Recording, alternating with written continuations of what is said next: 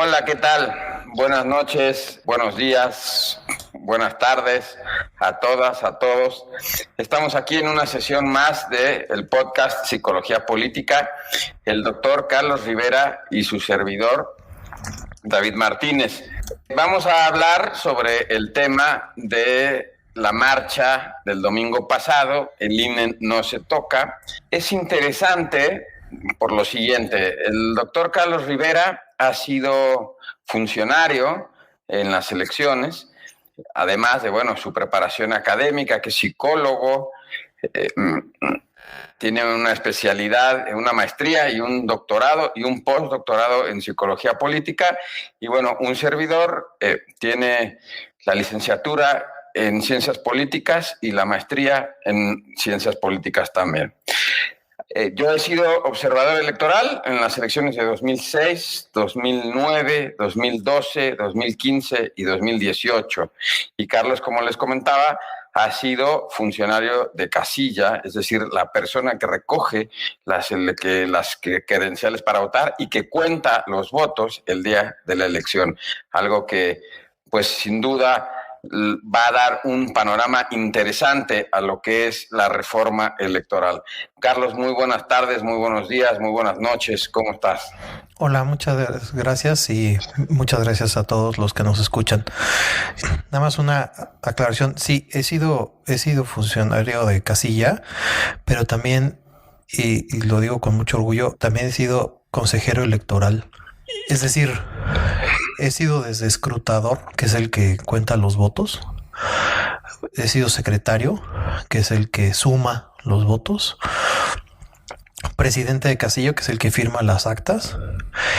Y consejero electoral, que es el que no está propiamente en las casillas, sino está en el distrito electoral y es el que se desvela durante no sé cuántos días. El que supervisa. Y resuelve los problemas. El que resuelve los problemas, el que se encarga de que las contrataciones de los funcionarios. El que organiza los tacos en la madrugada. El que organiza los tacos en la madrugada. El que organiza las contrataciones de los capacitadores electorales. Y es un trabajo, además de muy intenso y muy cansado, es muy interesante y muy, para mí fue muy satisfactorio. Desafortunadamente tuve que dejar ese puesto porque pues me fui al extranjero, pero para mí es un timbre de orgullo el haber sido tanto funcionario de casilla, que es lo que tú describiste, como consejero electoral, que es lo que acabo yo de describir. Y pues sí, creo que el tema es obligado, ¿no? Hablar de la marcha, de la marcha del nombre desafortunado. No, sí, yo como te decía, en la semana yo tengo una visión muy particular de lo que es el Instituto Nacional Electoral por mi experiencia, como te comentaba, ¿no?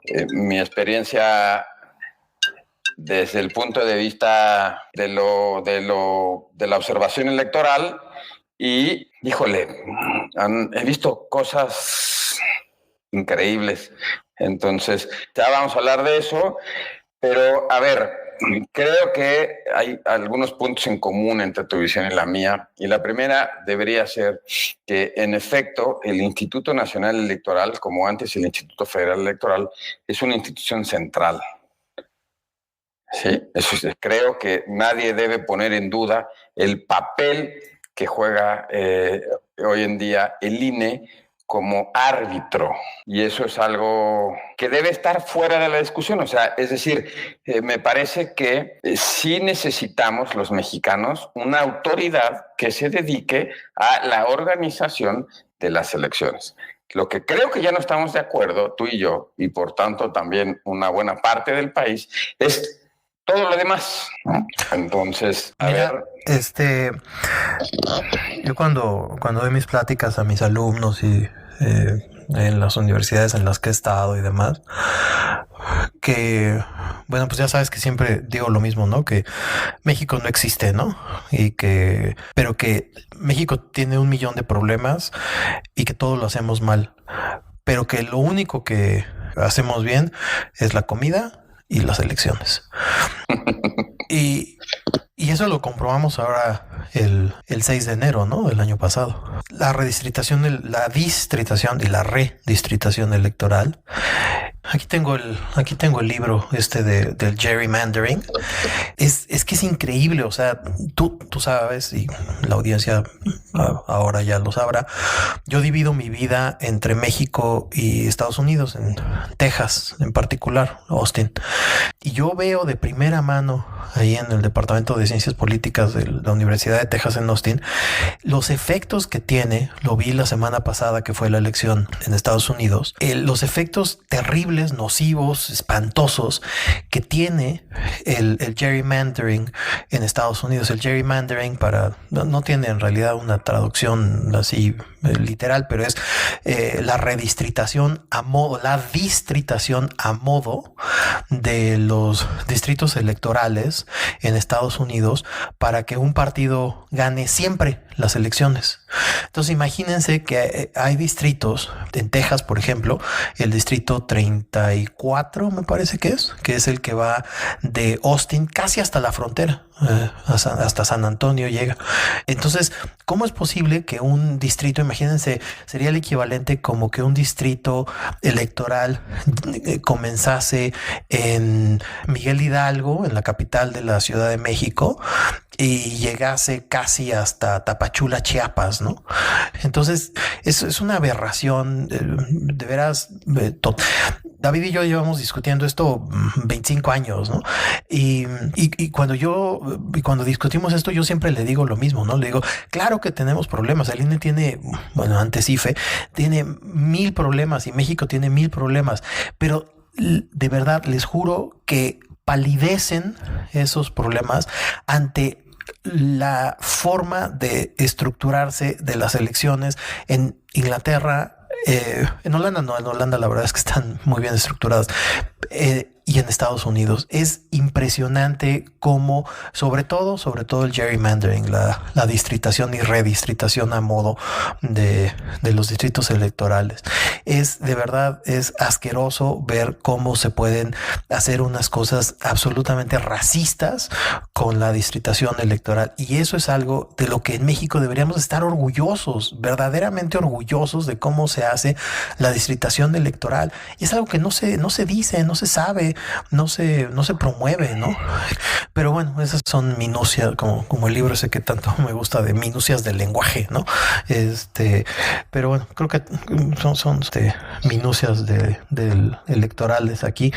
Otra cosa acaba de salir, por cierto, la semana antepasada, el informe País, para los que nos están viendo en YouTube, el informe País 2020, el curso de la democracia en México, interesantísimo. Me hicieron favor de mandármelo. Muchas gracias al programa de los noticias. El que escondió sobre la reforma electoral. A ver, yo creo que vamos a empezar a ponerle ya la sal y la pimienta a esto, porque, híjole, bueno, pues ya lo hemos platicado y ya te lo he dicho muchas veces. No sirve de nada, la verdad. Vives en un tema, lo que existe en Inglaterra, lo que existe en los Estados Unidos, tiene sus particularidades y los sistemas electorales, por supuesto, son distintos. Sí es verdad que el INE tiene su propia dinámica y tiene su prestigio internacional. Yo recuerdo, por ejemplo, en 2007, cuando se organizaron las primeras elecciones en Irak por el tema después de la invasión ilegal de tus queridos amigos norteamericanos, lo que pidieron fue asesoría del INE. ¿Sabes quién fue? ¿Sabes quién encabezó esa comisión? ¿Quién? La que entonces era mi jefa, Yolanda Meyenberg Leisig. Ándale, ya ves. A quien le mando, por cierto, un enorme abrazo y un beso. Pero lo que siempre te digo, esas condiciones de cómo se organizan las elecciones en los Estados Unidos y de cómo se organizan las elecciones en Inglaterra, en Uruguay, en Costa Rica, en Tumbuctú. Tumbuctú es una localidad, entonces en Nepal, ¿sí? Tienen que ver con sus propias condiciones históricas. A ver, el punto central es el siguiente, ¿sí? El Instituto Nacional Electoral está en el centro del debate público. ¿Qué clase de Instituto Nacional necesitamos los mexicanos. Y hay dos visiones completamente opuestas. Y tiene mucho que ver con lo que hemos estado discutiendo, porque los otros visiones, partidos... Hay 3/4 de visión, 3/4 y 1/4. Porque los otros partidos han hecho reformas electorales. Entonces, no es tanto que esta reforma sea buena o mala, sino que volvemos al punto de las sesiones anteriores. Es que es la reforma de López Obrador. Entonces, como me cae mal López Obrador, rechazo la reforma. Yo creo que en el sistema, primero que nada, habría que decir, desde mi punto de vista, por supuesto, no es una reforma al INE lo que se está proponiendo, o más bien, no solo es una reforma al INE, es una reforma a todo el sistema electoral. Y entonces, eso es muy significativo, porque no solo estás hablando del INE, estás hablando del Tribunal Electoral, estás hablando de los OPLES, es decir, los institutos locales, y estás hablando también del papel de los medios de comunicación en el sistema electoral, y estás hablando finalmente de los actores centrales que son los partidos políticos.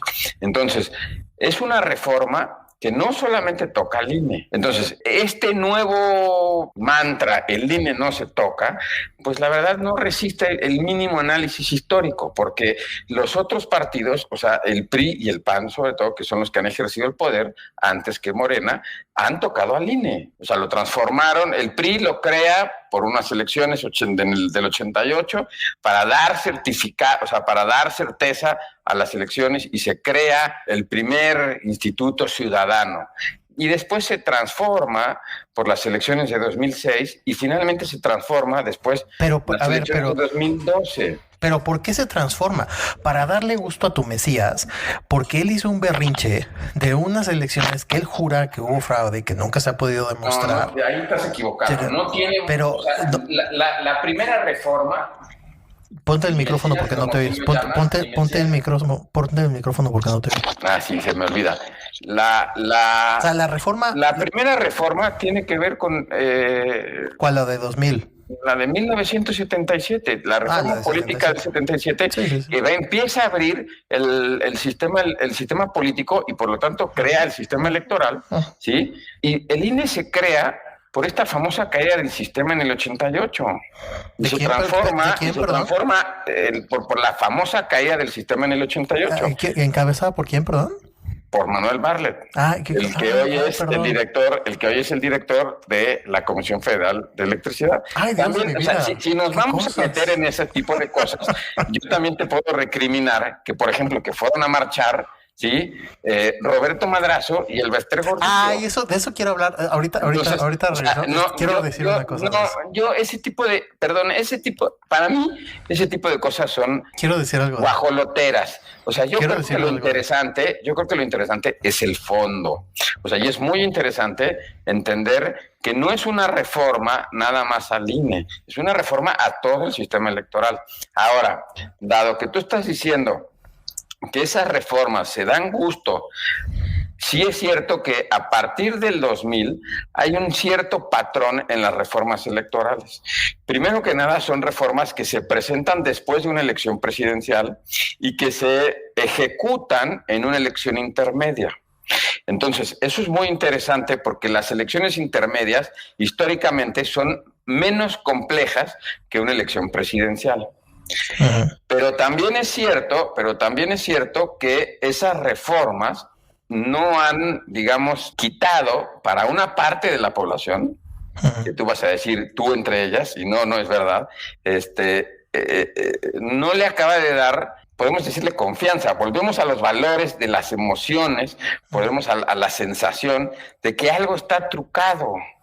Cuando tú presentas personajes como Ciro Murayama, un consejero que literalmente escoge a los proveedores del INE, él a dedo los escoge, y a mí nadie me lo cuenta porque yo lo vi, pues ahí tienes una razón, ¿no?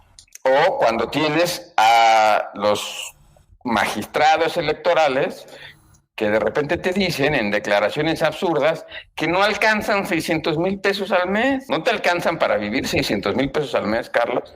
Tú que vives donde vives, que tienes el gusto por la gran afición del Starbucks, la gran afición de los señores yo nunca voy al Starbucks, no seas mentiroso. A mí ni me gusta el café. El único que toma café aquí eres tú. Por eso, no te alcanzan 600,000 pesos al mes.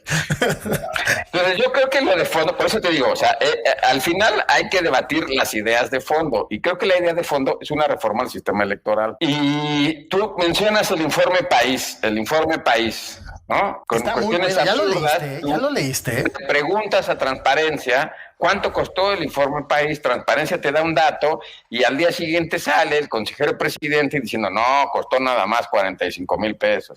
Cuando es absurdo, el INE no te cotiza nada por encima del 1,5 millones de pesos, porque así funciona el señor Murayama, para ponerle rápido nombres y para ponerle rápido... Está muy bueno, está muy bueno. No, sí, y es interesante, porque esa es una de las grandes funciones del INE, la verdad que es la promoción de la cultura democrática. La verdad es que, digo, que es mi tema, ¿no? O sea, mi tema, a mí lo que me gusta, y yo lo que estudio, y a mí lo que me gusta, que es la cosa de la participación ciudadana, está muy bien hecho, o sea, y la verdad es que Fernanda Sumano hizo un gran trabajo, ¿no? Me interrumpiste, iba a presumir aquí la Estrategia Nacional de Cultura Cívica 2017-2023. Está muy buena. Viene aquí, por ejemplo, viene las tasas de participación en actividades políticas de tipo no electoral, que es un cuestionario que yo quiero utilizar. Estoy utilizando para mi investigación en México y en Estados Unidos, con preguntas como participar en manifestaciones o protestas públicas, tomar o bloquear lugares o instalaciones públicas, participar en huelgas, reunirse con autoridades, ponerse en contacto con algún partido político. O sea, tú lees ya sé que no lo has leído porque le tienes roña al INE, pero si 40 segundos, bueno, más como 2 días, te pudieras quitar ese odio que le tienes al INE y lo leyeras, te lo juro que está tan bien hecho y tiene tanta información tan valiosa. Está de veras, en serio, está buenísimo. A nuestros escuchas que tienen menos odio por el INE, se los recomiendo muchísimo. Está en línea, y si lo quieren en papel, lo pueden ir a conseguir a las oficinas del INE, Estrategia Nacional de Cultura Cívica. Bueno, a ver, dijiste muchas cosas, pues las tengo que responder para hablar de la marcha per se, ¿no? Y de las implicaciones y de las... ¿Cómo se llama cuando avientas una piedra al agua? Y las ondas esas que produce, tienen un nombre técnico que no me acuerdo cómo se llama. A ver, decía yo del INE y de las cosas que ha hecho y de cuán orgulloso me siento yo del INE, haber formado parte de el entonces IFE. Y trataba yo de compararlo con que ocurre en Inglaterra, sobre todo en Estados Unidos, ¿no? Que es verdaderamente asqueroso lo que pasa en Estados Unidos. Mencionabas tú la reforma del 77 con Reyes Heroles, que despenaliza la presencia del Partido Comunista Mexicano, que después ya sabemos que da origen le presta en realidad el registro al PRD, etcétera, etcétera. Y luego en 1993, José Goldenberg, ahora ya vuelto a ser famoso, tiene un libro que a mí me parece muy bueno, creo que a ti no te gusta tanto, que se llama La mecánica del cambio político en México, en editorial Cal y Arena, que describe, a mí me parece de una manera muy, muy sintética y muy adecuada, todos esos cambios que se fueron dando desde 1961, en realidad un poquito antes, desde el 53, que desembocaron en lo que después sería el Instituto Nacional Electoral, bueno, en ese entonces el Instituto Federal Electoral. Yo se los recomiendo muchísimo, lo pongo en las notas del podcast. Toda esta vuelta al círculo para decir lo que todo el mundo sabemos: no hay una sola institución libre de problemas, unos más, unos menos. Las acusaciones de corrupción que hay sobre Ciro Murayama y sobre Lorenzo Córdoba, tú dices que a ti te constan, yo no las he visto, entonces no puedo afirmarlas, pero pues tampoco puedo dudar de ellas, ¿no?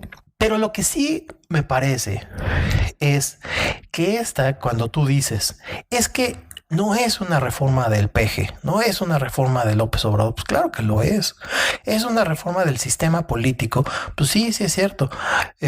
Hubo un foro en el CIDE hace unas semanas. No es una... A ver, perdón, te voy a interrumpir, perdón. Yo no dije que no era una reforma del PG y tampoco dije que no era una reforma al sistema político. Yo dije que es una reforma al sistema electoral, que es distinto. El sistema político está compuesto por los partidos políticos y los candidatos independientes. Sí, es cierto. Y el sistema electoral es otra cosa. El sistema electoral son las autoridades electorales, es cierto, ¿no? En la fiscalía. Esta es una reforma. Sí, pero déjame terminar mi punto. Mi punto es, porque ese es el truco que, bueno, uno de los muchos trucos que se están utilizando, que es, bueno, pero no sé, el punto creo que es el 525, ¿no? Sí, las urnas electrónicas, pero lo de los soples, ¿no? Que ciertamente los soples tienen, así como están funcionando ahorita los soples, la verdad es que sí es un machacote que se puso un poco para salir al paso en la última reforma, que fue, te guste o no te guste, una cosa para darle gusto al PG. La de 2008, la de 2006, bueno, sí, se aprobó en 2008, porque quedó disconforme de la elección de 2006 que él jura que perdió a la mala y que se la robaron y que no ha podido demostrar que así fue. Y que los partidos, y tú, espérate, ahora sí no me interrumpas. Y que dices, es que, dijiste ahorita, es que el PRI y el PAN modificaron la reglamentación electoral para alterar la legislación electoral. Respuesta, sí, absolutamente cierto. ¿Y para qué? Para darle gusto a quien hoy está en el poder. Y eso, les guste o no les guste, fue así porque él hizo su berrinche y su ¿cómo se llama lo que hacen los niños? Pataleta. Y para darle gusto de que él estuviese conforme, y le dieron un chorro de concesiones, que si la revisión de las actas cuando tuvieran las ¿cómo se llama? Disconformidades de más de 50%, de menos de 50%, que se activara la cláusula de nulificación de las elecciones de las casillas antes de o con un menor rango que en el que estaba activado antes, esta tontería que de voto por voto, casilla por casilla, que por cierto nunca la pidieron formalmente. Todas esas cosas que se incluyeron en la reforma de 2008 fueron para darle gusto a él. Entonces, sí es cierto que las... Espérame, no, todavía no termino. No, es que realmente me sorprendes, perdón. No, es que todavía no termino. No se vale, no se vale. Es que no se vale porque yo te dejé terminar. Ahora tú déjame terminar. Ya me lo termino.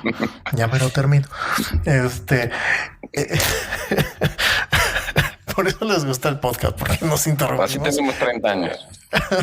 Más, güey. Y luego, ahora, y aquí es el truco, y esto es a lo que yo quiero llegar. Sabemos perfectamente que no es posible negociar con él. Lo sabemos. O sea, sabemos que con él no se negocia. Es falso que, bueno, como está lo de la urna electrónica y como está lo de la modificación de los soples y como está lo del resto mayor, que en el resto mayor, por cierto, está el diablo está en los detalles. Entonces vamos a negociar eso. No, David, porque sabes perfectamente, lo sabes, que él no da su brazo a torcer, porque esta es un caballo de Troya y lo que él quiere es modificarlo para hacer que los consejeros electorales, ya casi termino, ya aguántate 2 minutos, ya casi acabo, que los consejeros electorales sean electos por esta tontería del voto popular, como es, por cierto, en Estados Unidos, con los resultados que estamos viendo y que yo vi hace 15 días hace una semana en Estados Unidos, en Texas. El problema que está ahorita en Georgia, y que no se puede constituir todavía la Cámara de Diputados. Bueno, creo que ayer ya está resuelto, pero el problema de Georgia deriva precisamente de la clase de constitución electoral que está proponiendo esta reforma electoral. Si quieres, me callo ahorita para que te arranques y le seguimos. Primero que nada me sorprende. O sea, me sorprende el que es la verdad, honestamente, ya te lo he dicho muchas veces. Eres un tipo muy preparado, tienes mucho conocimiento, pero en estricto sentido, tú y yo somos la prueba de que las personas no cambian. Y eres un iluso. O sea, te lo tengo que decir, eres un iluso. Primero que nada, o sea, suponer que todo esto es por el capricho de una sola persona implica el no conocer, tú que tanto dices, a nadie le importa lo que piensas, sino lo que puedes demostrar. Tú que tanto dices eso, pues a nadie le importa lo que dice el peje, en realidad, sino lo que significa el peje. ¿Cuánto pesa el obradorismo? Cuando ha habido todas estas reformas que tú mencionas, que según tú son por el capricho del peje, es porque en ese preciso momento el peje tenía 49% del padrón electoral. ¿Sí? Hay en el 2006, la elección, aún suponiendo que la elección no estuvo, digamos, que no fue rara, como decían los del Instituto de Matemáticas de la UNAM, o todas esas cosas, Andrés Manuel representaba el 49% de la votación y obtuvo el 49% de la votación versus el 50,1% del otro compadre. Bueno, 49,9% del otro, 49,4% del otro, y la diferencia se la dejamos al baboso del Roberto Madrazo, ¿sí? Entonces, o sea, lo primero que no se puede hacer es menospreciar y decir que es por el capricho. Yo no te digo que no pueda tener, pero sí hay un gran sector de la sociedad mexicana, Carlos, que tiene y desde el 2000, que tiene sospechas sobre el trabajo institucional de lo que entonces era el IFE y lo que ahora es el INE. Y en parte es por las propias actitudes de los partidos políticos. Y te voy a poner un ejemplo sencillito. La elección de los consejeros para el Instituto Federal Electoral. Tomemos el caso de Ugalde. ¿Sí? Ahora es el prócer de la democracia porque sacó un informe sobre el sentir de la marcha ciudadana. Sí, pero bueno, pues a la gente se le olvida de dónde viene Ugalde. ¿Por qué fue electo consejero presidente del Instituto Federal Electoral? Pues por ser cercano al Bester, que en ese entonces era la secretaria general del PRI. Los consejeros, cuya función en la Constitución es de ser ciudadanos, tienen una relación estricta y cercana a los partidos políticos. El mejor ejemplo... el mejor ejemplo es, ¿cómo se llama? Pamela San Martín, que era la representante del Grupo Atlacomulco en el Instituto Nacional Electoral. Entonces... Bueno, déjame interrumpirte tantito. Tú no lo has leído porque lo odias con todo el poder de tu malhadado corazón, pero si lo hubieses hecho, si de nuevo, igual que con la Estrategia Nacional de Cultura Cívica del INE que tengo aquí en las manos, lo hubieses hecho y hubieses agarrado tus tripas tantito y leyeses el libro de Así lo viví de Luis Carlos Ugalde, él comienza el libro O sea, ya me dijiste ignorante. No te dije ignorante, te dije pasional. Está bien, sí, o sea, no leíste esta madre eso, ni ignorante. No te dije ignorante. Bueno, sí, ignorante en tanto que no ignoras ese episodio. Pues en ese sentido sí, pero más que ignorante eres pasional. Él empieza su libro, que a mí me parece muy interesante cómo empieza su libro, narrando eso. Dice, lo terrible de cómo fue mi elección como presidente del Consejo General del IFE es que para llegar a yo ser consejero presidente del IFE, tuve que pedirle el favor a Elbester Gordillo.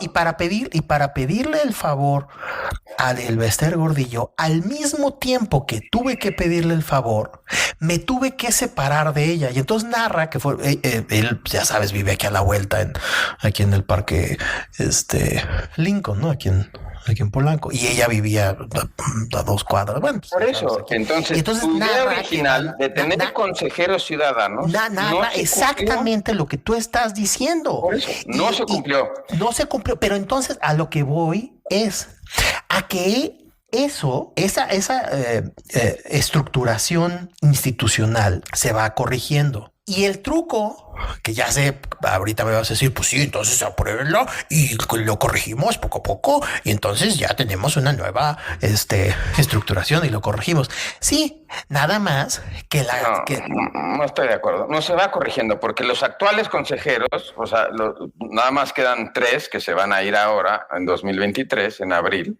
¿sí? Los demás consejeros todos los puso Morena. No se cumple. Y entonces, ¿para qué no necesitas una? Entonces, sí, a ver, entonces respóndeme. Bueno, lo que te quiero decir, y no me has dejado, es, primero que nada, el espíritu del instituto o de tener un órgano que sea ciudadano, no usemos las palabras ciudadanos entonces, porque no es ciudadano. Luego tenemos personajes, perdóname, o sea, discúlpame, pero, o sea, no puede ser, hemos creado una cultura institucional donde solamente un grupo de personas cercanas a don José Woldenberg, como si fuese él el Mesías que bajó de la montaña con las tablas de los mandamientos. Y por cierto, los 12 mandamientos. Que es el dueño de la palabra democracia. No, a ver, él es un gran académico, pero cae en los errores de muchísimos académicos, no solo en México, sino a nivel mundial, que es escribir en círculos, siempre lo mismo, siempre el concepto de democracia, las elecciones, el concepto de transparencia, el concepto de rendición de cuentas, y ellos son los dueños de eso. Y cuando tú presentas un concepto distinto, te dicen, no, tú eres un pobre tarado que no sabe. Bueno, en eso, ahí yo sí estoy de acuerdo. Porque...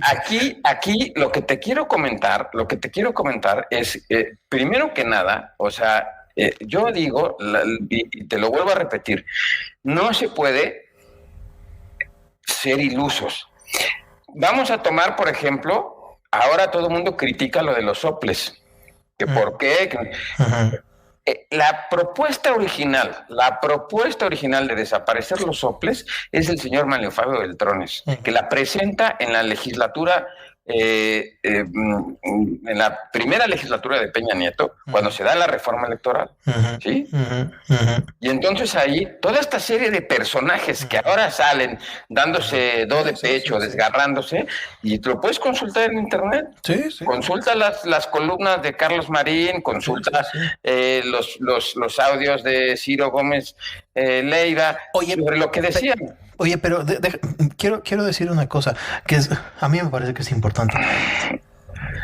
¿Ves cómo si me interrumpes? Luego dices que no, pero sí me interrumpes. Yo nunca he negado que te interrumpa, Digo, perdón, yo jamás en la vida he negado que mi deporte favorito, además de escuchar mi programa. No, está bien, o sea, a mí también me gusta interrumpir, pero bueno, ya me callo. Dale. No, yo lo que te iba a decir era que tú dices una cosa que es bien importante y que creo que nos hace falta subrayar y repetir tantas veces como sea necesario, que es dijiste, es que el INE del 2000 venía también de un acuerdo de la desconfianza ciudadana. Y yo pensé, sí, absolutamente, pero por supuesto que sí. Pero es que toda la estructuración mexicana parte de la desconfianza. Y aquí me pongo mi gorro de psicólogo social y político. Y lo que te iba a decir es, saca tu credencial, o a quienes nos estén escuchando y sean mexicanos, saquen su credencial para votar y mírenla. Y miren lo que cuesta y lo que y todas las marcas de seguridad y sellos que tiene. Y eso es porque está basado en la desconfianza, en que ahora que esto estaba en Austin. Pero el INE permite esa desconfianza. El INE permite que sus funcionarios vendan su padrón electoral. El INE permite sacar una aplicación para el registro de los candidatos independientes. Esta anécdota que te va a gustar. Que no lee esas cosas. Escucha esta anécdota. El INE fomenta esa desconfianza. Escucha esta anécdota que te va a gustar. Perdón. Ahora que estuve en Austin, tuve que llevar mi doctorado. Y entonces me dice mi amigo también mexicano, él es de Monterrey, que por cierto se llama David, igual que tú. Y entonces sacamos él su licenciatura en física de Nuevo León y yo mi licenciatura de psicología de la Ibero. Y él su doctorado de física de UT y yo mi doctorado de psicología de Essex. Y entonces los volteamos y están llenos de sellos y de estampas y de, ¿cómo se llaman estas? Que son hologramas y de firmas y de números que están inscritos en no sé qué registros y no sé qué, no sé cuánto. Entonces vemos el doctorado tanto de mi amigo David en UT como el mío de Inglaterra. Y el mío es creo que no te lo he enseñado, pero es un papel A4 es el equivalente de tamaño carta americano, escrito tiene 12 palabras. La Universidad de Essex reconoce a Carlos Rivera como doctor en psicología. Una firma, lárguese. Punto. No hay más. Por eso, pero de nueva cuenta, porque hay confianza. Porque hay confianza. Porque mi tesis doctoral está inscrita. Porque si tú vas a la Universidad de Essex y dices, a ver, quiero saber que este imbécil si es doctor. Ah, bueno, pues aquí está su tesis doctoral. Y porque si tú vas a la Plaza de Santo Domingo, sacas un título falso. Toda la sociedad mexicana está estructurada en base a la desconfianza. A ver, espérame. Sí. Entonces, pero las propias autoridades, estoy de acuerdo, sí. Pero las propias autoridades, lo que te decía con el INE, las propias autoridades fomentan esa desconfianza. Y no solo eso, sino que los funcionarios de esas instituciones que fomentan la desconfianza se hacen ricos con esa. Pero ese es el subproducto de. Tú lo pones como causa, así como dicen los abogados, la causa de la causa es causa de lo causado. Tú lo pones como causa. Fíjate en lo que sucedió con el Bronco y con Margarita Zavala, con la famosísima aplicación. Lo que denunció el tipo más antipeje de este país, que es Pedro Ferriz de Con. Él denunció toda la corrupción que había en el INE. Toda la corrupción con la famosísima aplicación, que incluso él hasta pidió que le mandaran la credencial electoral de su coordinador para ver si era de verdad.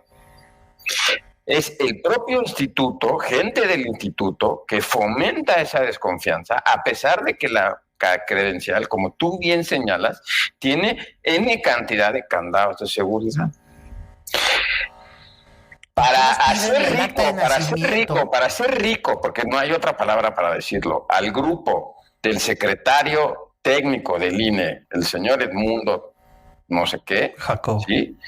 Sacaron una aplicación con una empresa que no tenía por qué haber participado, dado que ya estaba señalada por la función pública, con la excusa de que el instituto es autónomo. Una cosa es que tú seas autónomo, pero otra cosa también es que tienes que cumplir la ley. No puedes contratar a esa empresa. Pero como es del primo, o como es del pariente, o como es del amigo, y me va a dar mi Mr. 10%, pues entonces la contratamos. Oye, pero el instituto cae en esas cosas. Pero entonces, a ver... Y es desconfianza. Cuando tú lo señalas, un tipo como Pedro Ferriz de Con, no te estoy citando al peje, ¿eh? No, ya sé. No estoy citando al peje para que luego no me digas, no, tu Mesías. Te estoy citando a Pedro Ferriz de Con. Y él, claritito lo sacó. Acá está toda la corrupción de estos señores. No, ya lo sé. Entonces, ¿es necesaria una reforma electoral? Mira, ahí viene el punto. Ahí viene el punto. Por eso también te llamaba iluso. Perdóname. Con esto creo que vamos a cerrar. En realidad, Andrés Manuel, tú y yo sabemos, Andrés Manuel es un tipo súper político. Y él ya sabe, él ya lo dijo. No voy a negociar la reforma. Quiere exponer a toda esta bola de personajes, como los que marcharon el domingo, que ahora se arropan a la palabra democracia. ¿Sí? Es que eso quiero llevar, pero déjame decir algo antes, porque lo que estás diciendo creo que ya te saltas a la otra parte. A mí me parece de esta parte de lo de la corrupción, perdón, es como un trabalenguas. A mí me parece súper interesante lo de la corrupción, pero lo que yo nunca he entendido de México es por qué la solución a la corrupción, y particularmente en este gobierno, por qué la solución a la corrupción pasa por la destrucción de la institución y no por la solución de la corrupción. Y aquí viene el ejemplo que ya te sabes de memoria tú, pero nuestros podcasts escuchas no, que es el de las licencias de conducir, que ya sabes que a mí me gustan los ejemplos viales. Cuando Cuauhtémoc Cárdenas entra en 1997 al gobierno de la Ciudad de México, había una corrupción terrible, acaso peor de la que ahora hay con mi ex amigo Andrés Layuz, en las licencias. ¿Y cuál es la solución que implementa Cuauhtémoc Cárdenas? Quitar el examen de manejo. Entonces no hay examen de manejo. Una de las cosas que fui a hacer a Texas ahora fue hacer mi examen de manejo. Entonces tuve que hacer todo un examen de manejo, subirme a un coche con un inspector y manejar. Carlos, pero nadie está hablando de destruir al INE. Déjame terminar de hablar. Entonces, cuando las instituciones mexicanas dejan de funcionar por la corrupción, y todas las instituciones mexicanas no funcionan por la corrupción, la solución que se les ocurre a los políticos mexicanos es destruirlas para que dejen de funcionar. Nadie está hablando de destruir al INE. Y entonces, claro que sí. No. Y entonces, y esto es una cosa que a mí me parece sí fue válido. Ya voy a terminar. Nada más digo esto y ya me callo. Déjame terminar de esto y ya me callo. Y ya no es válido transformarlo al Instituto Nacional grupos a los cuales él les tiene tanta tirria y dice, es que estos grupos que no sé qué y bla, bla, bla.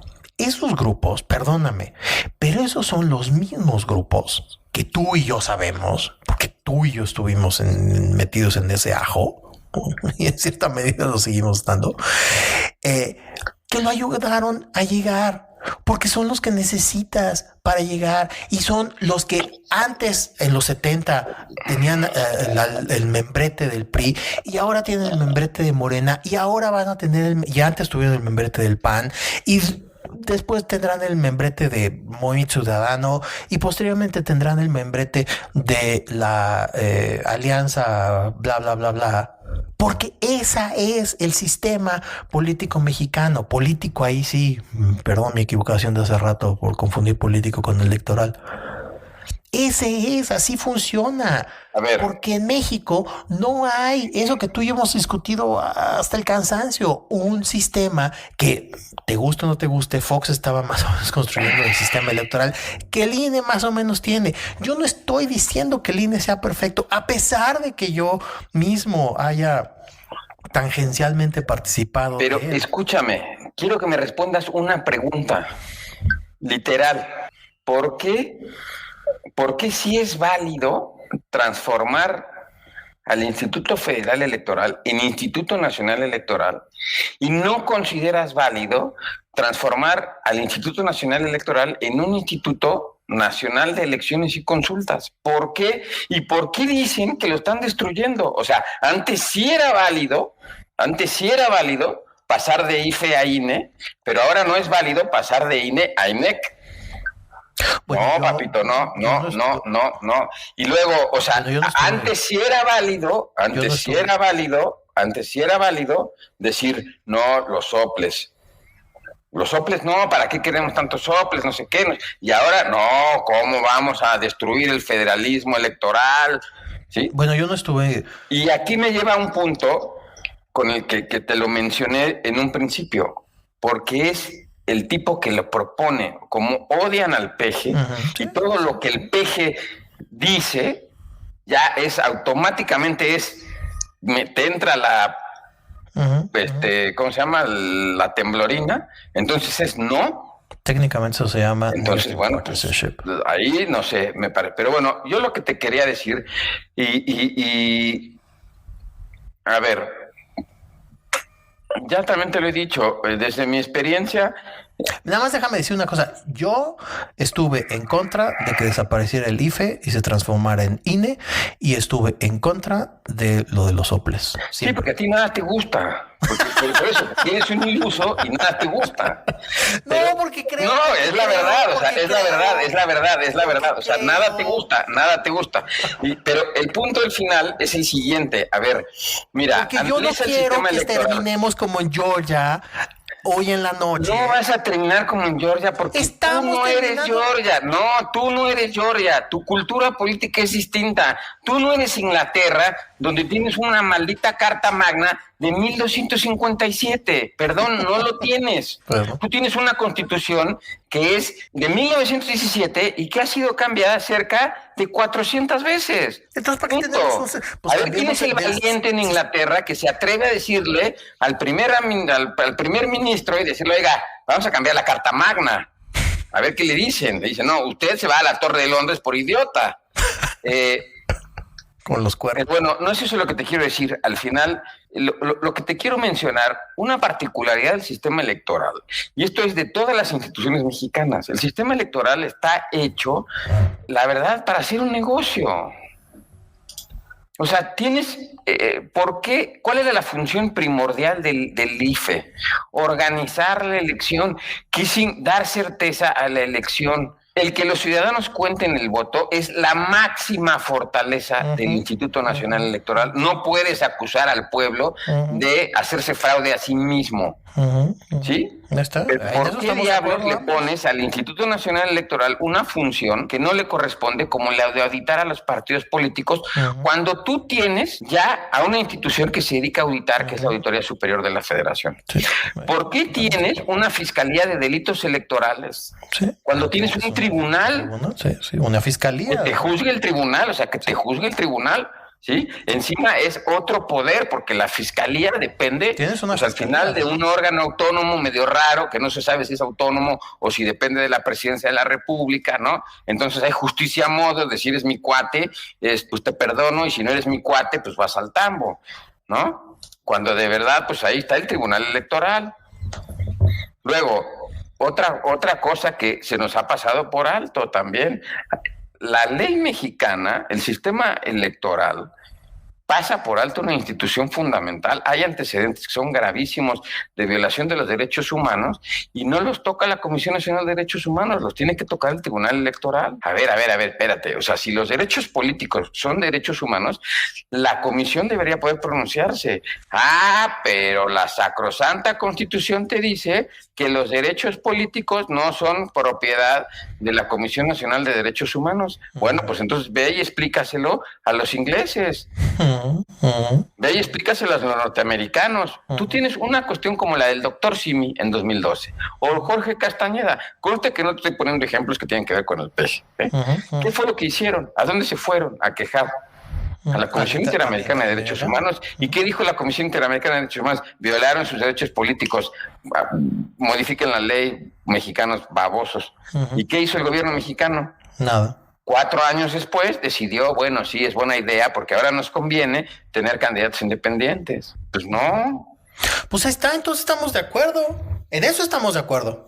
Por eso, entonces, por todas estas razones que te estoy dando, sí se necesita una reforma del sistema electoral, porque no puedes pretender, si tú vas a llamar pan al pan, no puedes pretender que cuando pidas pan te sirvan una tortilla. Entonces, si necesitas una reforma del sistema electoral, que no te guste que la proponga el PG, bueno, entonces eso es otra cosa. Pero sí se necesita una reforma electoral. Y necesita romper con esa cadena de clientelismo entre los partidos y los consejeros electorales.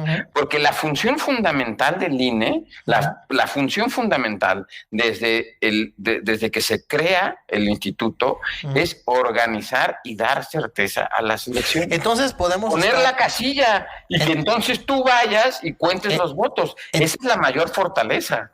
Y lo hace extraordinariamente bien. ¿Sí? El problema es que le empiezas a cargar cosas que no tienen nada que ver con esa función. Entonces podemos estar de acuerdo en que estamos de acuerdo en que la función esencial, o sea, el tuétano... En que hay que transformar el sistema electoral, sí, claro. O sea, podemos estar de acuerdo en que estamos de acuerdo en que el tuétano del INE, IFE o como quieras llamarlo... funciona y funciona muy bien.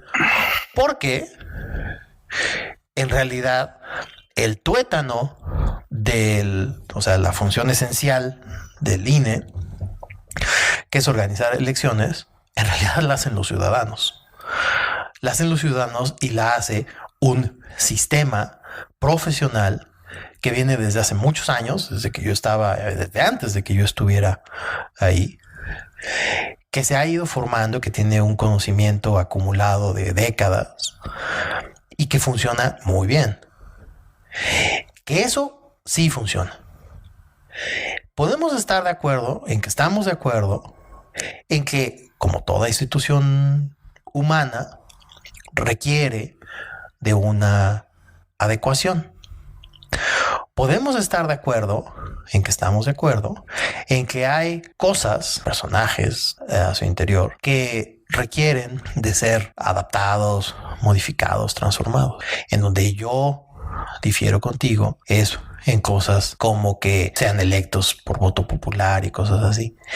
Y en que eso lo agarra de pretexto tu Mesías para jugarle al vivo y tratar de transformar una reforma electoral en una reforma política. Porque, pues así juega él, porque eso le conviene a él. Y porque, así como yo digo del gerrymandering en Estados Unidos, esta es su forma de gerrymandering a la mexicana. Porque es la manera en que él tiene de meterle mano a las elecciones con consejeros a modo, esto que decías tú de Pamela San Martín y de tantos otros, de Marco Antonio Baños, de Ciro, de que tú quieras, no importa. Lo que te dije del libro de Luis Carlos Ugalde. Y creo que este comentario que estoy haciendo nos podría servir de puente para hablar ya de la marcha en sí, que a mí me parece que tiene cosas que son interesantes como análisis. Porque entonces, si quieres, con esto ya termino. La propuesta de la reforma electoral depende o tiene una cosa que a mí me parece muy interesante y que decía María Marván el otro día, que desde la del 76 de Reyes Heroles, el quid de todas las reformas electorales y políticas en este país es el resto mayor.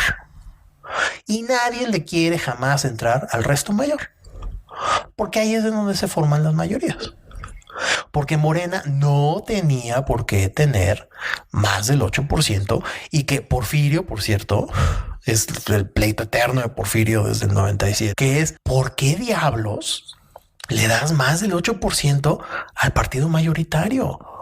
Y que no me voy a poner aquí a aburrir a la audiencia con la discusión matemática del resto mayor y del 8%, ¿no? Pero ¿por qué? ¿Por qué? Y toda reforma política de México siempre al final es la discusión del resto mayor. Pero bueno, eso es una cosa bien aburrida y pues que no tiene sentido. Si quieres podemos hablar ya de la marcha, pero sí. A ver, confundes mandarinas con naranjas. Otra vez, caramba, te estoy dando una salida ya. La sí, cuestión, ya vámonos a discutir de otra cosa y vuelves otra vez. La cuestión de cómo te haces de una mayoría tiene que ver con la cuestión parlamentaria y de cómo se hacen los pactos al conformarse la legislatura. ¿Quién se va a quedar con qué comisión?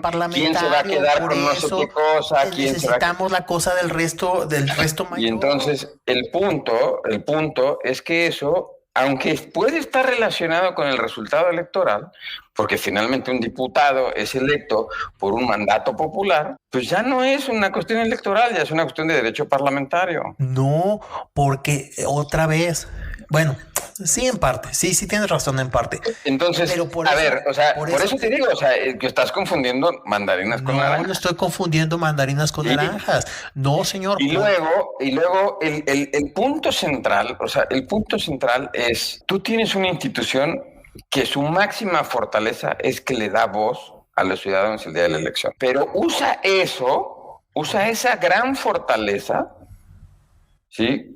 Y así lo veo yo, eso me ha dicho mi experiencia como observador electoral el sistema electoral finalmente es un gran negocio. Hasta antes de la reforma electoral del 2014, el Estado de México iba a elecciones todos los años. ¿Por qué tú en Inglaterra, dado que hablas tú de tus queridísimos ingleses, ¿sí? Esos tipos van a votar una sola vez y votan por el alcalde, votan por el diputado, votan por el no sé qué, y no sé cuántas cosas hay en Inglaterra. El calendario electoral está perfectamente definido, se vota tal día, se vota tal otro. Y puede haber, ¿no? Votaciones extraordinarias cuando algún loquito mata a la diputada laborista porque no le cayó bien. Sí, sí. Pero en términos estrictos, el sistema tiende al sentido común, y nuestro sistema electoral en muchos sentidos no está en el sentido común. ¿Cuánto cuesta el sistema electoral? ¿Por qué dar certeza y y organizar una elección debe ser tan caro? ¿Cuál? ¿Por qué? No acabo de entender, no acabo de entender que es mejor para la salud democrática que el Estado de México vote en 2023 y no lo haga en 2024. Se quejan de que quieren tocar al INE. Cuando le das al INE una mayor atribución, no, esa consulta está amañada por el presidente de la República. No que confías en tu institución, no que confías en que la gente va a salir a votar, no que confías en tu personal capacitado. ¿Por qué demeritas entonces una consulta que, pues, desde el punto de vista de los derechos del ciudadano es histórica? No me cae bien ese carnal, sácalo de ahí. No me cumplió, sácalo de ahí. Oye, ahorita que dices de las elecciones. Y entonces, pero pues claro, de nueva cuenta, mi argumento central acá es que la reforma no gusta porque la propuso el PG, pero si lo hubiese propuesto Alito Moreno, tendríamos a toda esta bola de carnales, ¿sí? A los opinólogos profesionales, ¿sí? Que ahora son son expertos en derecho electoral. Pues no, papá, no estoy de acuerdo en eso. Bueno, ahorita hablo de eso. Nada más. Pero déjame contarte. No, quiero hablar. No, espérate. Hay que. Total, esto es un podcast. No, esto es un podcast. Nos podemos quedar aquí todo el tiempo que nos dé la gana. Espérate, déjame contarte una anécdota. Nadie nos va a escuchar así, si no tenemos seriedad. De todas formas nadie nos oye. Bueno, no es cierto. Sí nos oye gente y muchas gracias a quienes nos escuchan. Oye, déjame contarte una anécdota. Bueno, a ti y a nuestros escuchas. Presentar en Inglaterra un partido político es muy sencillo. Es un depósito de 250 libras y ya registras tu partido. En realidad en Inglaterra hay como 12,000 partidos políticos, una cosa así. Pero uno de ellos, muy famoso, desde 1997, es Lord Buckethead, que es un personaje ficticio que apareció en una película que se llama Hyperspace en 1984 y se ha presentado a todas las elecciones de primeros ministros desde 1987.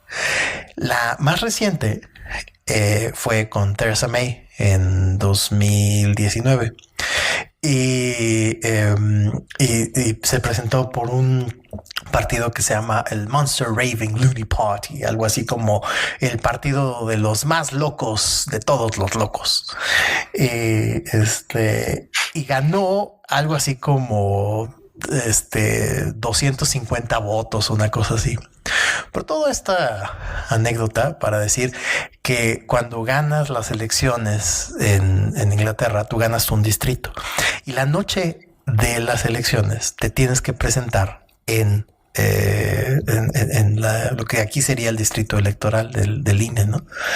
Y entonces se presenta Lord Buckethead vestido con su de Lord de 1250 al lado de Theresa May, ¿no? Y entonces está Theresa May recibiendo su constancia de mayoría y está Lord Buckethead al lado de ella, ¿no? Eso en el país que inventó, bueno, fue Grecia, ¿no? Pero inventó la democracia moderna como la conocemos, ¿no? O sea, entonces me parece muy gracioso y todo el mundo nos morimos de la risa, ¿no?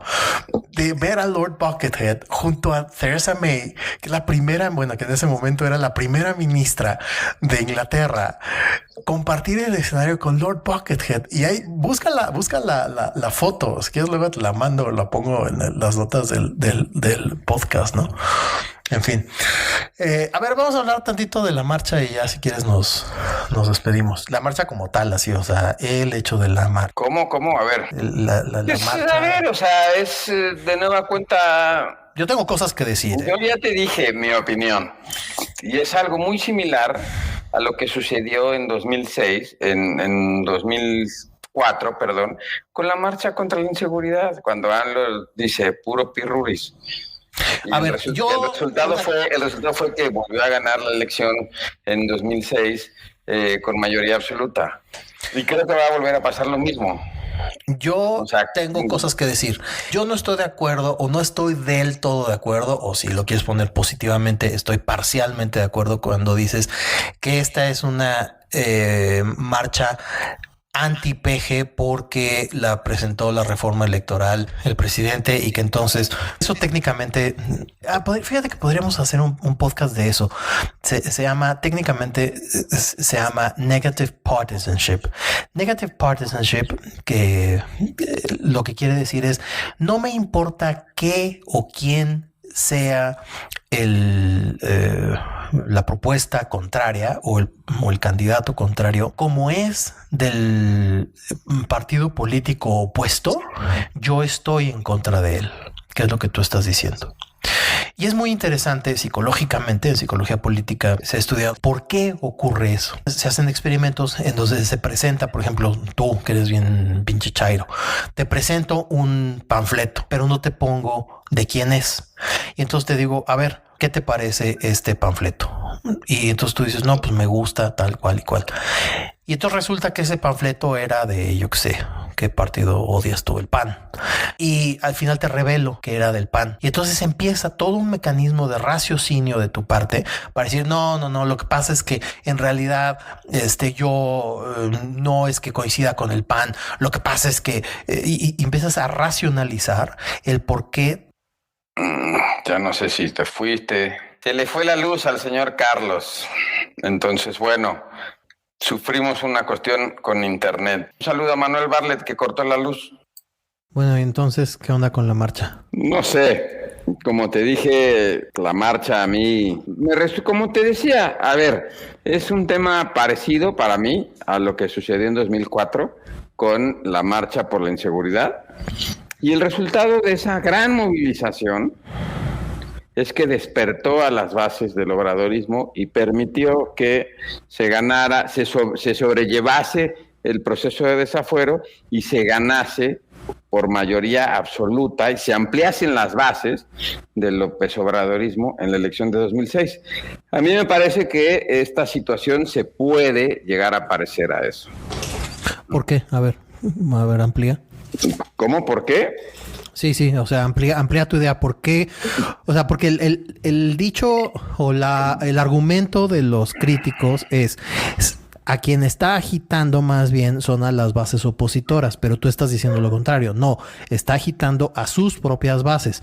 Yo coincido un poco en que todo esto de la reforma electoral no era tanto el deseo de crear o de pasar una reforma electoral como la presentó. Hasta ahí estoy de acuerdo contigo. Pero ¿por qué tú dices, o lo que te estoy pidiendo es que amplíes el por qué sería esto más bien una cosa para agitar a sus propias bases y no lo que, desde mi perspectiva, está agitando a las bases contrarias? En teoría política existe un textito muy interesante que es el amigo enemigo. Cuando tú identificas quiénes son tus amigos, quiénes son los actores que te van a acompañar en un determinado proceso político, ¿sí? Puedes llegar a crear un instrumento como, por ejemplo, el Pacto por México. Acá está sucediendo, digamos, lo contrario. Se está identificando quiénes son los sectores que son opositores a esta idea. Y lo interesante, desde mi punto de vista, es que esta idea del enemigo, o sea, de Aníbal en las puertas de Roma, es lo que va a, pues, digamos, es lo que va a hacer que personajes tan disímiles como Noroña o como Mario Delgado coincidan en el 2024 y no se rompa digamos, la unidad del movimiento obradorista sin Obrador. Entonces vas a necesitar una figura que sea lo suficientemente política para hacer este equilibrio, y yo creo que esa figura pues es el canciller. El canciller, como te decía, pues tiene una particularidad. Mucha gente lo llama pues de derecha, pero tiene una particularidad que él es capaz de ampliar esa base del López Obradorismo. Ya lo dice la experiencia en 2006 e incluso la experiencia de 2012, donde al elegir a un sucesor, ¿no? Ese sucesor amplía aún más la base. Está bien, ese proceso es otro, ese proceso todavía queda muy lejos, pero a mí me parece que el definir el enemigo, o sea, esta bola de personajes centrales y estártelo recordando constantemente y diciendo, aquí tenemos ubicado a las personas que no permiten la transformación del país. Pues, o sea, les está hablando a ellos. Es una cuestión, si tú quieres, de llevar el liderazgo, hacer un obradorismo sin Obrador, creo. Y la experiencia marca que sí es posible, por lo menos en la Ciudad de México, ¿no? Y yo creo que eso se va a repetir. Mucho de lo que estamos viendo recuerda lo que sucedió en la Ciudad de México. O sea, la desaparición del PRI casi en un partido minoritario en la Ciudad de México, o sea, donde ya pues el PRI, después de ser el partido todopoderoso, pues ya ni cuenta, o sea, la verdad, ¿no? Y eso se está viendo en el país a tal grado que cuando inició el sexenio, no me acuerdo, tenían 15, creo, gobernaturas y ahora tienen 2. Y estás viendo la entrega paulatina del Estado de México, o sea, la desaparición, por ejemplo, del famosísimo grupo Atlacomulco. O sea, van a desaparecer. Esa es mi percepción, esa es mi percepción, eso es lo que creo. Por eso te digo, a mí me parece que en términos estrictos ni siquiera es indispensable una reforma electoral. Pues es una cuestión más política, más de y entonces ahí me queda claro que los que la oposición a López Obrador sigue cayendo en su juego. Uh-huh. La verdad es que sí es interesante posición tuya, ¿eh? Si su hipótesis tuya. Yo iba a decir otra cosa.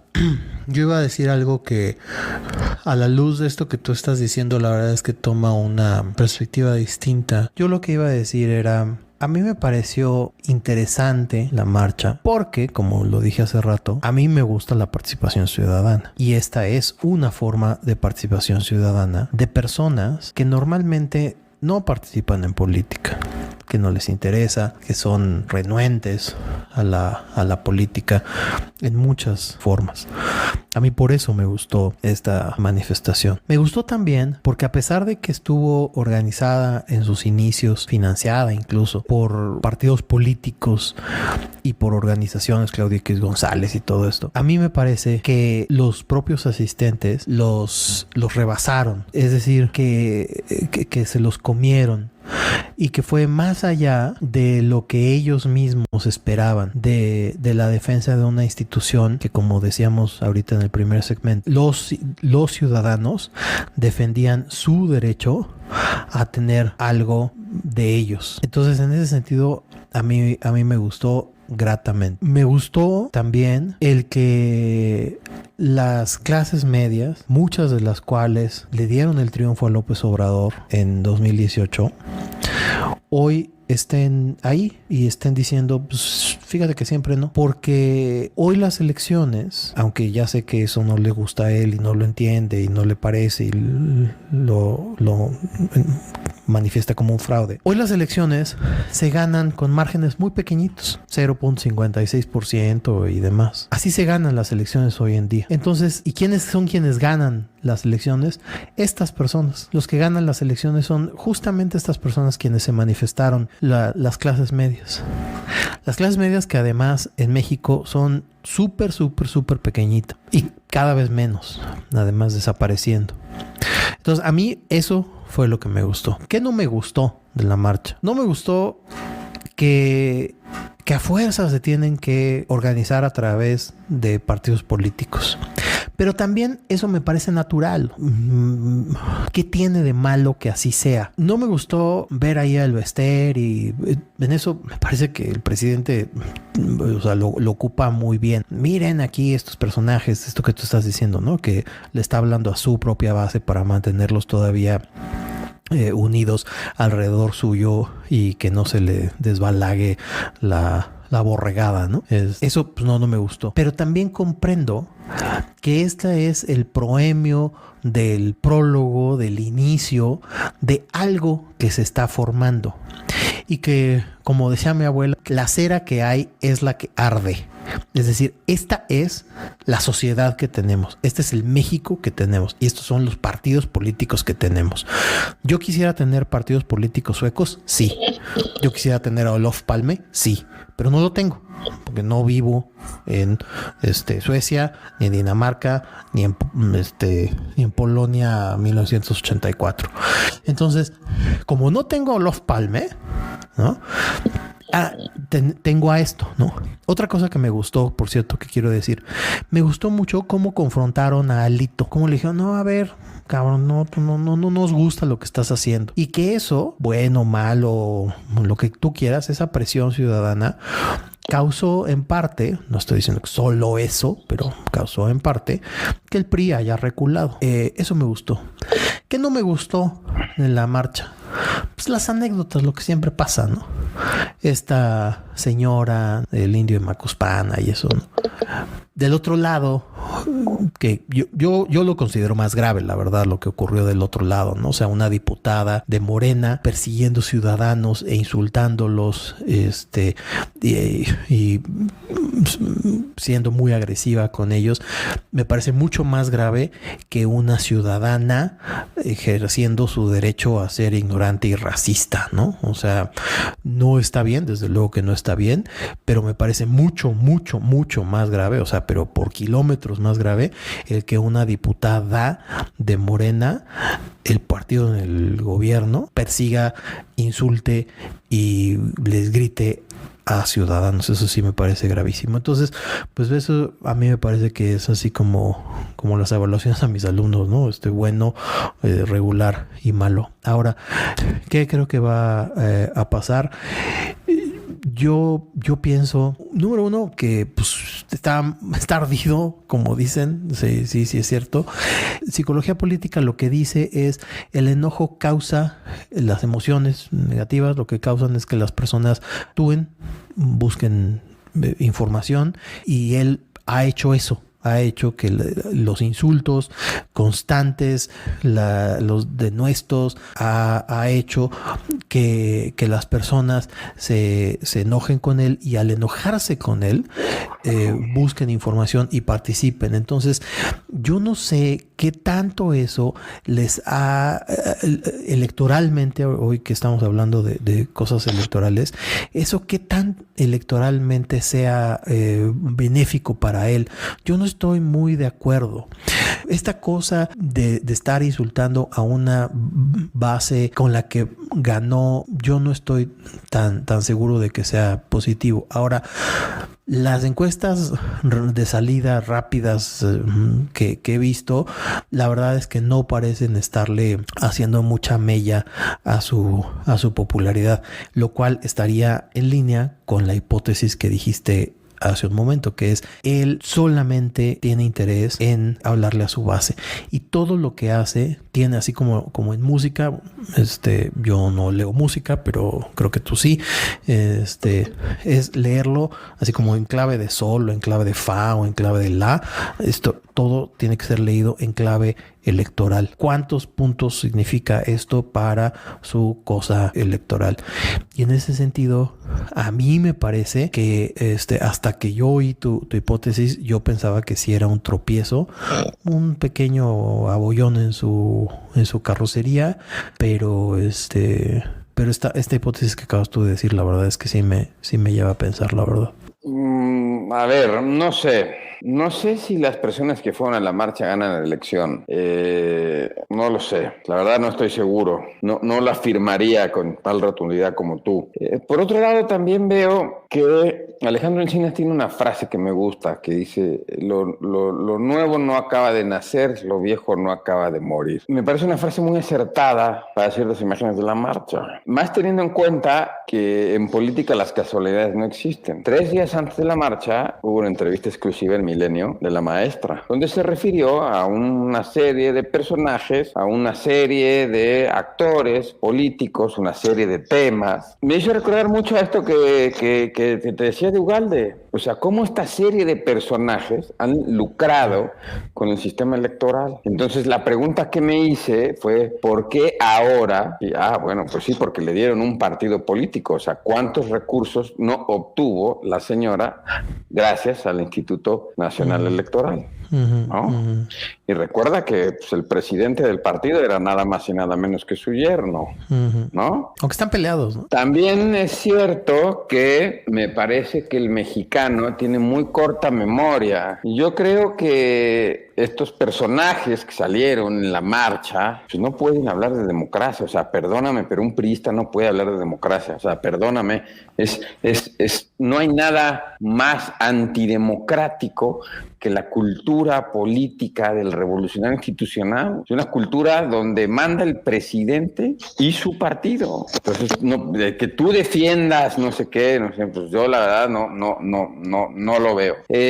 Por otra, también me parece lo que decíamos al principio de la charla. No están conscientes de que no es el INE nada más, es todo el sistema electoral. Y entonces, bueno, hay que analizar el por qué tenemos ese sistema electoral, por qué tiene esas características, por qué tiene estos actores. Fíjate, y hay una fortaleza, o sea, y te lo vuelvo a repetir, desde mi punto de vista, el INE tiene una grandísima fortaleza que lo hace distinto a todos los otros organismos autónomos. Y es que en el momento de la elección, es decir, desde que tú decides ser funcionario de casilla hasta que entregas firmada el acta, la elección está en ti. Fíjate, hay una cosa bien interesante. Eso es súper, eso es súper poderoso y es lo que distingue, por ejemplo, al INE del INAI.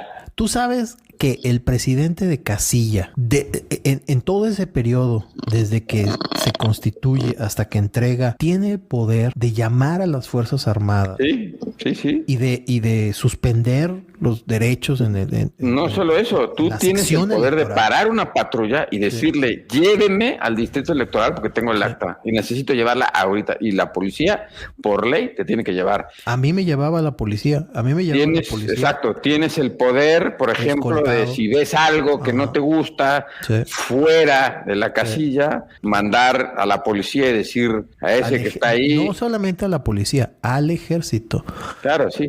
Tú, en la sección electoral, que es la parte más pequeña de una distritación electoral, tú, como presidente de casilla, puedes pedir que casi que desaparezcan los poderes en esa sección electoral. O sea, tienes un poder, pues, metaconstitucional. Así es.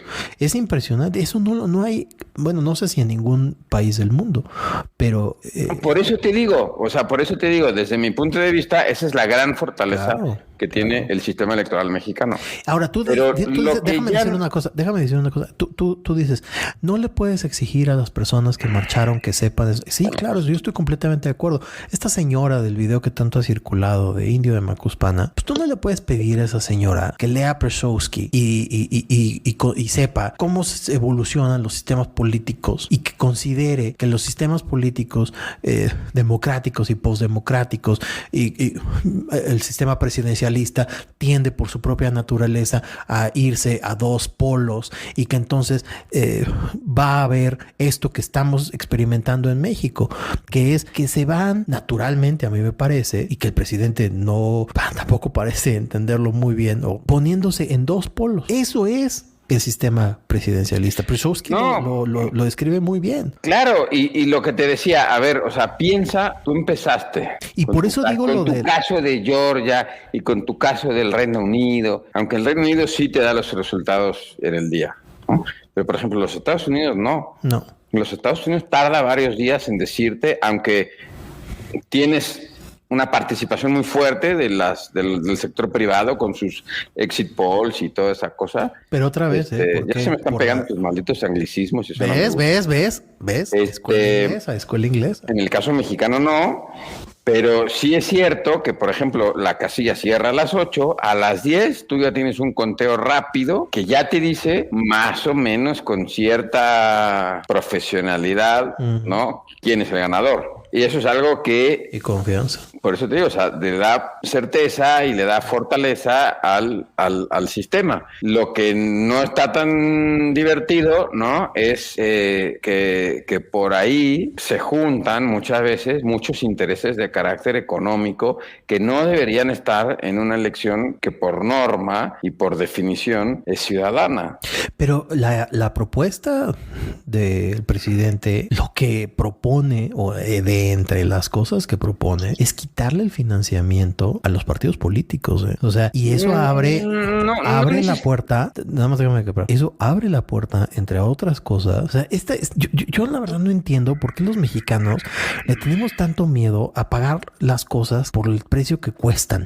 Las cosas cuestan y lo que cuestan y punto, ¿no? O sea, ¿qué tienes miedo? ¿Que le quiten el dinero a los partidos y entonces llegue el narco? En parte sí, que ya está. Cosa que está ocurriendo. O al contrario, por ejemplo, ahorita no le quitaron todavía, hasta el día de hoy, todavía el financiamiento a los partidos. Y digamos que los 3 partidos de oposición tienen un claro dueño. Entonces, ¿cuál es el miedo? Pero no entiendo. Si tú tienes instituciones, por ejemplo, en materia de fiscalización, como por ejemplo puede ser la auditoría, o como por ejemplo podría ser incluso... Pero otra vez estamos volviendo al punto. La unidad de inteligencia financiera. No estás utilizando las instituciones que están diseñadas para eso porque las estás mezclando. Hay una mezclanza dentro del partido. Pero bueno, estamos volviendo al punto inicial. Estábamos hablando de la marcha como tal. Tú ten en cuenta, por ejemplo, los grandes magnates en los Estados Unidos o las grandes fortunas contribuyen a el financiamiento de los partidos. El caso, pues ya paradigmático, de tus queridos amigos tejanos y la Asociación Nacional del Rifle,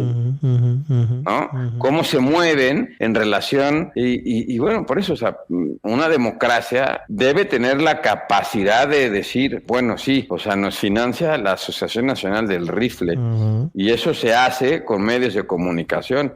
El problema es que también en México los medios de comunicación pues juegan qué te muestro y qué no. O sea, si tú lees esta novela de El vendedor de silencio sobre Denis, pues ahí te das cuenta. Hay una escena, ¿no? Una escena que llega con el gobernador de San Luis Potosí y le dice, este reportaje sobre cómo usted ha modernizado el Estado tiene un costo de 50,000 pesos.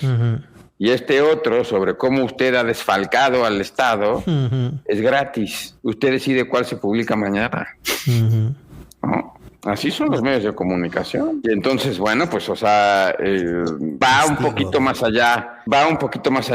Pero bueno, a ver, Carlos, ya es tarde. Vamos a seguir la conversación, si quieres. ¿Cuál sería la conclusión para ti de esta charla, de esta larga charla que ya tenemos casi 1 hora 30 minutos? A mí me gusta esta cosa que tú pones del negative partisanship, porque yo no lo circunscribiría solamente a negative partisanship. Sí me parece que hay algo de eso. Sí me parece que muchas de las personas, como insisto tanto en el ejemplo de la señora tan desafortunada del indio Macuspana, insisto, me parece aún peor, mucho peor, así por kilómetros peor, la diputada de Morena gritando y persiguiendo e insultando ciudadanos. A mí me parece, como ya dije, muy afortunado, muy bueno, muy bonito, porque eso es lo que yo estudio y lo que a mí me gusta. Muy incipiente, el proemio del prólogo, del inicio de la participación ciudadana de un segmento de la población que normalmente no participa en política. Eso me gustó mucho verlo. Que, como ya dije, es un segmento de la población que es sumamente importante para ganar elecciones en un momento en el que alrededor del mundo, no solamente en México, las elecciones se ganan por márgenes cada vez más estrechos, sumamente estrechos. A mí me gusta ver que las personas se estén informando. Insisto, yo desde mi perspectiva de psicología política me parece que eso es explicado por como el tango argentino, aquel de ansiedad, angustia y desesperación, generado por los insultos del presidente y por la constante retahíla de insultos y de descalificaciones y de insultos. Eso me gusta mucho. A mí me gustó mucho esta perspectiva que tú das de estar hablándole a su base. Me gustó mucho. Yo no veo que vaya a cambiar. A mí me critican mucho cuando les digo que yo no veo un cambio. El 65-75% de la base de apoyo del presidente es inamovible. Cito y he citado ya aquí varias veces, y a ti te lo he dicho muchas veces, la tesis doctoral de mi amiga Caitlin en UT Austin, en donde dice que los populistas suelen tratarse de allegar la imagen del líder populista con cosas como lo de Menem y todo lo que hablábamos la vez pasada. Creo que es lo que va a pasar.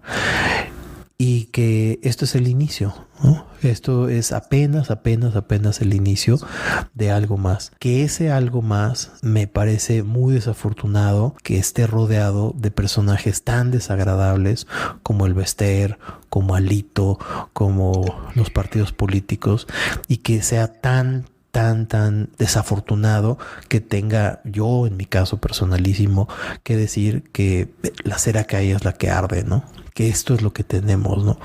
Porque en ese sentido el presidente tiene absoluta razón, ¿no?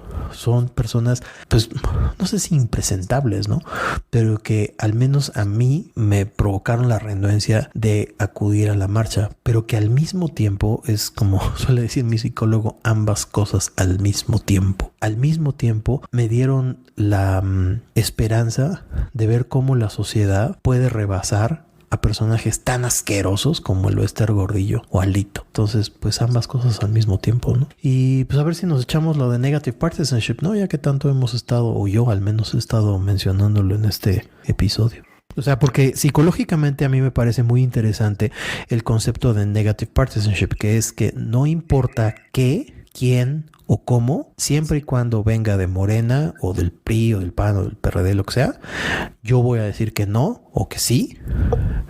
Y daba yo el ejemplo, ¿no? O sea, sí, y es un poco lo que te decía. A mí me parece que hay cosas interesantes en la propuesta de la reforma electoral, pero que la respuesta siempre es no, porque viene de Andrés Manuel. De igual forma que la respuesta también era no cuando venía del PRI o del PAN o del PRD, ¿no? O sea, no, tampoco vamos a pecar de puristas y decir nosotros sí debatimos y ustedes no. Pero, a ver, o sea, yo lo que te decía es, a mí se me hace muy interesante. Cuando tú comparas esta propuesta de reforma con las anteriores, esta se da en los albores de una elección presidencial. Me parece que es muy, no diría preocupante, pero sí novedoso el que quieras establecer nuevas reglas antes del juego más importante, ¿no? Una elección presidencial por historia, por el momento y por su propia naturaleza es muy compleja. Entonces creo que no sería interesante o no sería deseable una reforma en estos términos por el momento en el que estamos. Lo que me lleva a pensar lo siguiente, es que en realidad no están buscando que la reforma se acepte. Están buscando tener engrasado a estos 30 millones de López Obradoristas o al movimiento López Obradorista para el 24. Entonces, la conclusión es que finalmente, a 2 años de que concluya el gobierno, la transición, es decir, el López Obradorismo sin López Obrador, ya empezó.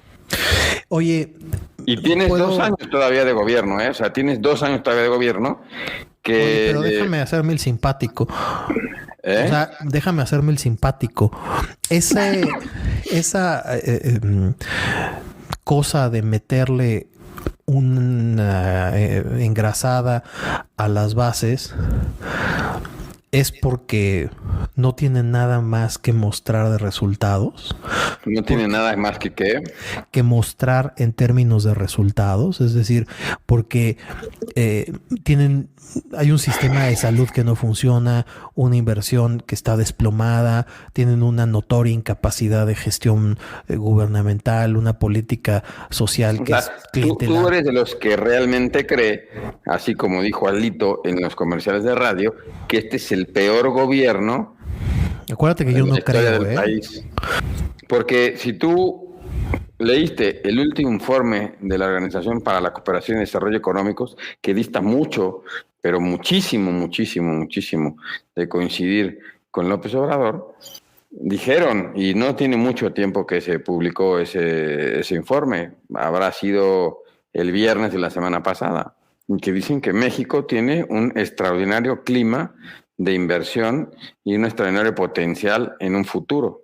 2, también sacó un estudio muy interesante, a ti te va a llamar la atención. La Organización Internacional de Turismo sacó un informe que presenta los 10 países más, ¿cómo se dice? Los 10 países para vivir pensionado.